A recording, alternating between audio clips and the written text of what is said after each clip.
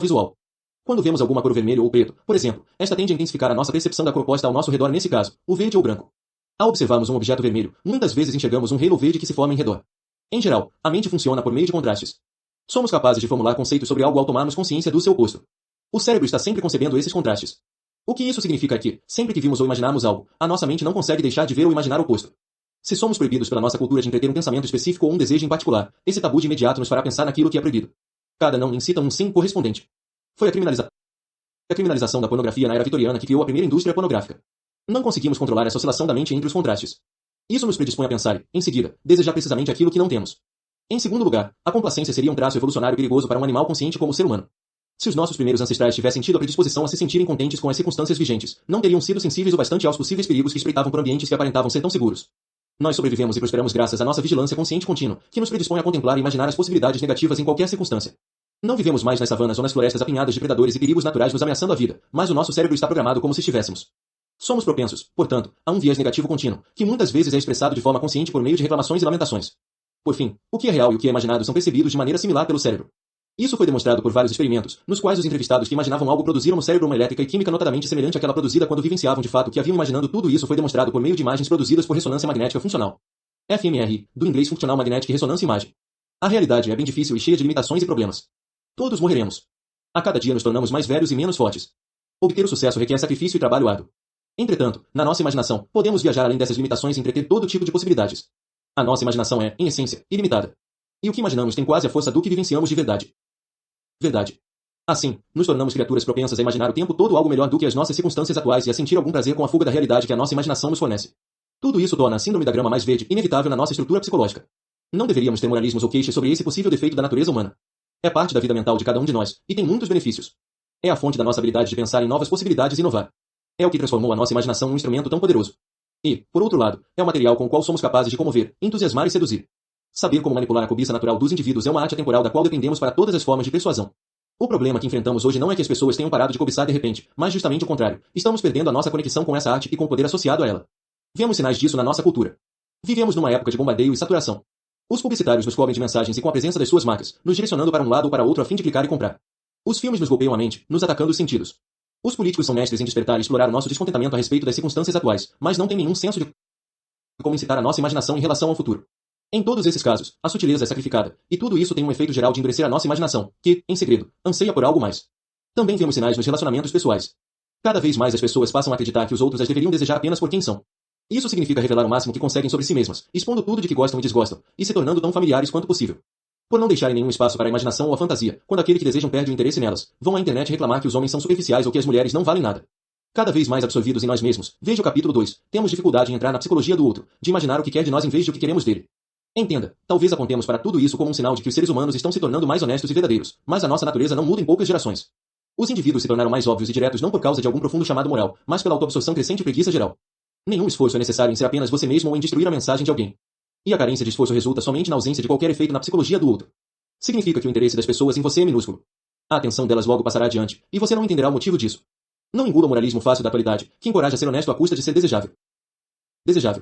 Siga na direção oposta. Com tão poucos por aí que entendem a arte de ser desejável, o leitor terá oportunidades incontáveis de brilhar e explorar as fantasias reprimidas dos outros. Estratégias para estimular o desejo. A chave para essa lei funcionar a seu favor é objetificar a si mesmo e o que produz. Em geral, você está trancado nos seus próprios sonhos e pensamentos. Imagina que as pessoas deveriam amá-lo e respeitá-lo por quem você é, acredita que o que faz teria, por sua própria natureza, de excitar os demais. Afinal, investiu tanto esforço e tem grandes esperanças de sucesso. Entretanto, os outros não veem nada disso. Para eles, você é só um indivíduo entre tantos e, como tal, inspira curiosidade e excitação, ou indiferença e até hostilidade. Projetam em você as próprias fantasias e preconceitos. Uma vez que tenha se tornado público, o seu trabalho também é um objeto completamente divorciado das suas esperanças e sonhos, inspira emoções que são fracas ou fortes. Se conseguir ver a si mesmo e aquilo que produz como algo que as pessoas percebem à maneira delas, terá o poder de desalterar as percepções e criar objetos de desejo. O que se segue são as 3 estratégias principais para criar esses objetos. Saiba como e quando se retirar. Essa é a essência da arte. Você tem uma presença que as pessoas veem e interpretam. Se for óbvio demais, se puder ser lido e entendido com facilidade, se demonstrar as suas necessidades de forma muito visível, então elas começarão, de maneira inconsciente, a nutrir um quê de desrespeito por você. Com o passar do tempo, porém, perderão o interesse. A sua presença deve ter um toque de frieza, como se você sentisse que estaria bem sem mais ninguém, sinal de que se considera digno de respeito, o que aumenta de forma inconsciente o seu valor aos olhos dos demais. Isso fará que queiram lhe seguir. Esse traço de frieza é a primeira forma de ausência que o leitor deve praticar. Acrescente a isso um pouco de vacuidade e ambiguidade sobre quem você é. As suas opiniões, valores e gostos nunca devem ser muito óbvios para os outros. Isso lhes dará espaço para ver em você o que quiserem. Os astros do cinema são peritos nisso, transformam seu rosto e sua presença em telas em branco, nas quais os espectadores projetam as próprias fantasias. Crie um ar de mistério e atrai interpretações. Uma vez que sinta que conquistou a imaginação das pessoas, que conseguiu fisgá-las, use a ausência física e se retire. Não se mostre tão disponível. Um dia ou uma semana podem passar sem a sua presença. Crie uma sensação de vazio dentro dos outros, um toque de dor. Você ocupará porções crescentes do espaço mental deles nesses períodos de ausência, e passarão a querer mais de você, não menos. O músico Michael Jackson desempenhou esse jogo com perfeição no nível social. Profundamente ciente dos perigos de saturar o mercado com a sua música e aparições públicas, ele deixou um bom tempo passar entre o lançamento de cada um dos seus álbuns, mantendo o público sedento por mais. Administrava com cuidado a frequência das suas entrevistas e apresentações, e nunca falava sobre o significado das suas letras ou disseminava qualquer mensagem evidente. De vez em quando, fazia seu agente publicitário vazar para a imprensa alguma história nova acerca dele, por exemplo, o uso de câmaras hiperbáricas como um modo de manter a juventude eterna. Jackson não confirmava nem negava essas histórias, e a imprensa enlouquecia. Era alguém que incitava boatos, mas nada de concreto. Por meio dessa indefinição estratégica, ele se fez um objeto de desejo contínuo tanto de conhecê-lo melhor como de possuir a sua música. Com o trabalho que produz, você pode criar efeitos semelhantes de cobiça. Sempre deixe a sua apresentação e mensagem relativamente em aberto. As pessoas verão no seu trabalho diversas interpretações. Nunca defina com exatidão como deveriam vê-lo ou utilizá-lo. É por isso que a obra dos grandes dramaturgos como Shakespeare e Chekhov tem durado por tantos séculos, sempre tão viçosa e excitante. Cada geração lê nas suas peças o que quer. Esses autores descreveram elementos atemporais da natureza humana, mas sem julgar ou direcionar o público para o que deveria sentir ou pensar. Tome isso como modelo para seja o que for que produzir. Tenha em mente o seguinte: quanto mais ativa a nossa imaginação se torna, maior é o prazer que derivamos dela. Quando éramos crianças, se recebêssemos um jogo com regras e instruções explícitas, perdíamos rápido o interesse. Contudo, se o jogo fosse algo que inventássemos ou que tivesse uma estrutura solta, nos permitindo injetar as nossas próprias ideias e fantasias, conseguíamos manter a atenção por muito mais tempo. Ao vermos uma pintura abstrata que evoca sonhos ou fantasias ou um filme que não é fácil de interpretar, ou ao ouvirmos uma piada ou propaganda que é ambígua, nós fazemos o trabalho de interpretar, e sentimos a excitação de poder exercitar a nossa imaginação dessa maneira. Por meio do seu trabalho, você deve estimular esse prazer nas pessoas ao grau mais elevado. Crie rivalidades do desejo. O desejo humano nunca é um fenômeno individual. Somos criaturas sociais, e o que queremos quase sempre reflete o que outras pessoas querem. Isso tem origem na nossa infância, ao vermos a atenção que os nossos pais nos davam, o primeiro objeto que cobiçamos, como um jogo de soma zero. Se os nossos irmãos recebiam muitos cuidados, haveria menos para nós. Tínhamos que competir com eles e com outros para obter atenção e afeto.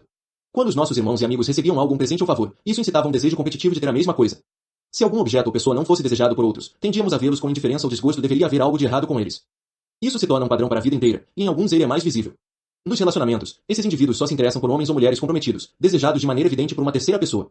Almejam roubar esse objeto amado e triunfar, numa dinâmica cujas raízes, com certeza, estão na infância. Se outros estão ganhando dinheiro graças a algum novo artifício, eles não querem só participar, mas dominar o mercado. Há aqueles, porém, em que esse padrão é mais sutil.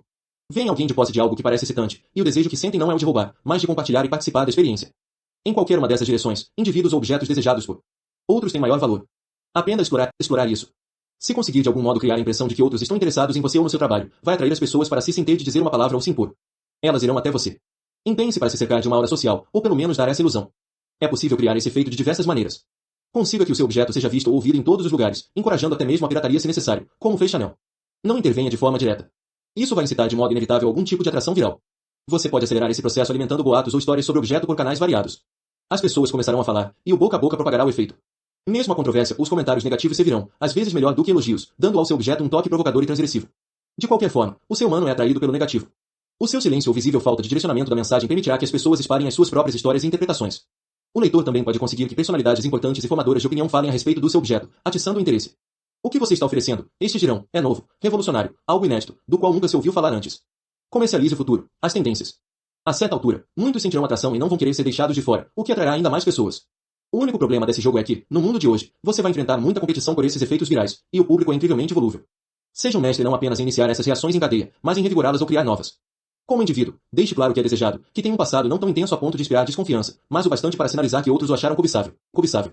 É importante ser indireto quanto a isso. Você quer que eles ouçam histórias sobre o seu passado. Quer que vejam literalmente a atenção que recebe de homens ou mulheres, tudo isso sem dizer uma palavra. Qualquer ostentação ou sinal explícito vai neutralizar o efeito. Em qualquer situação de negociação, sempre se empenhe para introduzir uma terceira ou quarta parte para competir pelos seus serviços, criando uma rivalidade de desejo. Isso aumentará de imediato seu valor não apenas em termos de uma guerra de propostas, mas também no fato de que as pessoas verão que outros o querem. Utilize a indução. Talvez pensemos que vivemos numa época de grande liberdade em comparação com o passado, mas, na verdade, hoje o mundo é mais regulamentado do que nunca. Todos os nossos movimentos são rastreados digitalmente. Há inúmeras leis governando todos os aspectos do comportamento humano. O politicamente correto, que sempre existiu, é mais intenso por termos nos tornado tão visíveis nas redes sociais. Quase todos nós nos sentimos incomodados ou esmagados por todas essas restrições aos nossos movimentos físicos e mentais. Ansiamos pelo que é transgressivo e que está além dos limites que nos são estabelecidos. É fácil nos atrair em direção àquele não ou sim reprimido. Você deve associar o seu objeto com algo um pouco ilícito, não convencional ou avançado em termos políticos. Chanel fez isso com o seu visual nitidamente andrógeno e o desdém pelos papéis de gênero. A luta de gerações é sempre o material perfeito. O que você oferece é um contraste ousado à tediosa geração anterior. John F. Kennedy o fez ao se posicionar contra a década de 1950 e a desenvolver um período de conformidade embrutecida. Em contraste, votar em Kennedy significava juventude, vigor e masculinidade perdida. Em essência, ele instigava o ressentimento secreto quanto à figura paterna e o desejo transgressivo de se livrar dela. Esse desejo está sempre presente de forma tácita entre os jovens, e sempre tem um elemento de tabu ligado a ele. Um desejo ilícito que quase todo mundo compartilha é o voyeurismo. Espiar a vida particular dos outros viola os rígidos tabus sociais sobre a privacidade, mas todos sentem vontade de ver o que acontece por trás das portas das pessoas. O teatro e o cinema contam com esses desejos voyeurísticos, formas de arte que nos colocam dentro dos quartos alheios para vivenciarmos isso quase como se as estivéssemos espiando literalmente. No seu trabalho, experimente dar a impressão de que está revelando segredos que, na verdade, não deveria compartilhar. Alguns se mostrarão ultrajados, mas todos ficarão curiosos. Podem ser segredos a respeito de você mesmo e sobre como conseguiu fazer o que fez, ou segredos de outras pessoas ou o que acontece por trás das portas fechadas de indivíduos poderosos e as leis pelas quais estes operam. De qualquer modo, ofereça algo novo, desconhecido e exótico, ou, pelo menos, apresentado como tal. O contraste com o que já existe, com o que é tão convencional a ponto de dar sono, criará uma corrente de cobiça. Por fim, provoque pessoas com o prospecto de agarrar o inatingível ou o impossível. A vida é cheia de todo tipo de limitações e dificuldades irritantes. Tornar-se rico e bem-sucedido requer grande esforço. Estamos trancados dentro do nosso próprio caráter, veja o capítulo 4, e não conseguimos ser mais ninguém. Não temos como recobrar a juventude perdida ou a saúde que se foi com ela. Cada dia nos leva mais para perto da morte, a limitação derradeira. O seu objeto, porém, oferece a fantasia de um caminho rápido para a riqueza e o sucesso, de um meio de recobrar a juventude perdida, de se tornar um novo alguém e até de derrotar a própria morte. As pessoas se agarrarão com voracidade a essas ofertas porque são consideradas impossíveis. Pela lei da indução, podemos imaginar todos esses atalhos e fantasias, assim como fazemos com um unicórnio, o que nos deixa com o desejo de alcançá-los, e imaginá-los é quase o mesmo que vivenciá-los. Lembre-se, não é a posse, mas o desejo que, em segredo, impele os outros. É inevitável que possuir algo gere algum desapontamento e incite o desejo pela busca de algo novo. Você está atacando a necessidade humana de ter fantasias e os prazeres de tentar realizá-las. Nesse sentido, os seus esforços devem ser renovados de forma contínua. Uma vez que as pessoas o possuam ou consigam o que querem, imediatamente o seu valor e o respeito por você começarão a decair. Continue a se ausentar, surpreendendo e estimulando a caçada. Enquanto fizer isso, o poder será seu. O desejo supremo. O nosso caminho deve sempre seguir em direção a uma consciência maior da nossa natureza. Precisamos ver dentro de nós mesmos a síndrome da grama mais verde, em funcionamento, e a maneira como esta nos impele a realizar certas ações. Temos que ser capazes de distinguir entre o que é positivo e produtivo nas nossas tendências gananciosas, e o que é negativo e contraprodutivo. No lado positivo, sentir-se inquieto e descontente pode nos motivar a buscar algo melhor e a não nos conformarmos com o que possuímos. Considerarmos outras possibilidades amplia a nossa imaginação e não só as circunstâncias que enfrentamos. Ao envelhecermos, tendemos a nos tornar mais complacentes, e revigorar a inquietude da nossa primeira infância nos mantém jovens e com a mente ativa. Essa inquietude, porém, deve permanecer sob controle consciente. Muitas vezes, o nosso descontentamento é apenas crônico, o nosso desejo por mudanças é vago e um reflexo do nosso tédio. Isso leva a um desperdício de tempo precioso.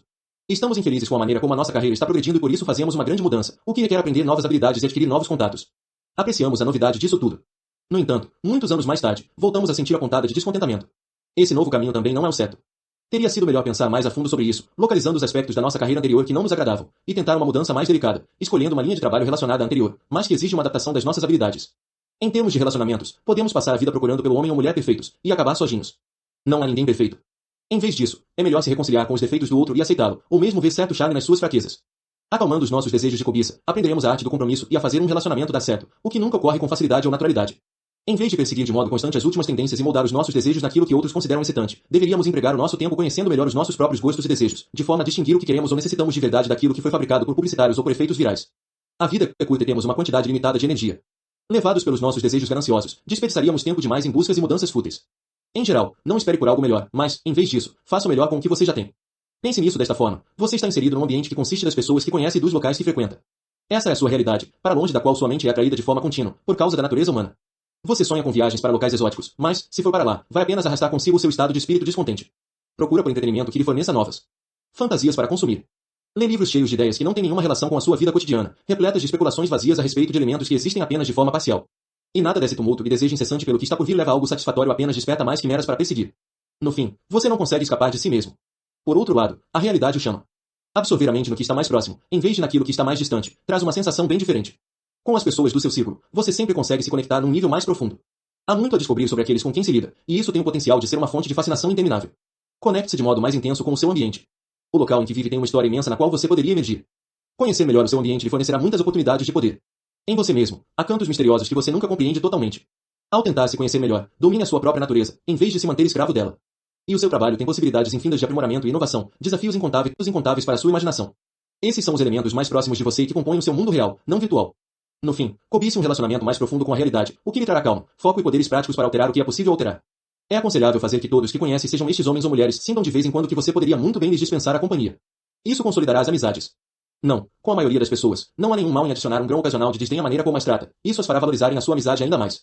Entretanto, se pensarmos de fato muito bem de alguém, deveríamos ocultar isso dele como se fosse um crime. Não é muito gratificante, mas é o correto. Ora, um cão não tolera ser tratado com excessos de gentileza, quanto mais um homem. Item Arthur Schopenhauer. 6. Eleve a sua perspectiva à lei da miopia. Faz parte do lado animal da sua natureza se impressionar tanto com o que vê e ouve no presente, as notícias e tendências mais recentes, as opiniões e ações das pessoas ao seu redor, seja o que for que pareça mais dramático. Isso é o que o faz se deixar enganar por esquemas sedutores que prometem resultados rápidos e dinheiro fácil. É isso também que o faz reagir de maneira exagerada às circunstâncias atuais, tornando-se excessivamente eufórico ou apavorado à medida que os acontecimentos se voltam numa direção ou em outra. Aprenda a medir as pessoas pela estreiteza ou amplitude da visão delas. Evite se envolver com aqueles que não conseguem enxergar as consequências das suas ações, que demonstram sempre uma atitude reativa. Eles o contagiarão com essa energia. Mantenha os olhos nas tendências mais fortes que governam os acontecimentos, naquilo que não é visível de imediato. Nunca perca de vista as suas metas de longo prazo. Com uma perspectiva elevada, terá paciência e lucidez para atingir qualquer objetivo. Momentos de loucura. Por todo o verão e início do outono de 1719, o inglês John Blunt, de 1665 a 1733, um dos principais diretores da Companhia dos Mares do Sul, acompanhou as notícias mais recentes de Paris com ansiedade crescente. Os franceses estavam em meio a uma expansão econômica espetacular. Alimentada em especial pelo sucesso da Companhia do Mississippi, uma empresa fundada pelo escocês Livros John Law com o intuito de explorar as riquezas dos territórios da Louisiana controlados pela França.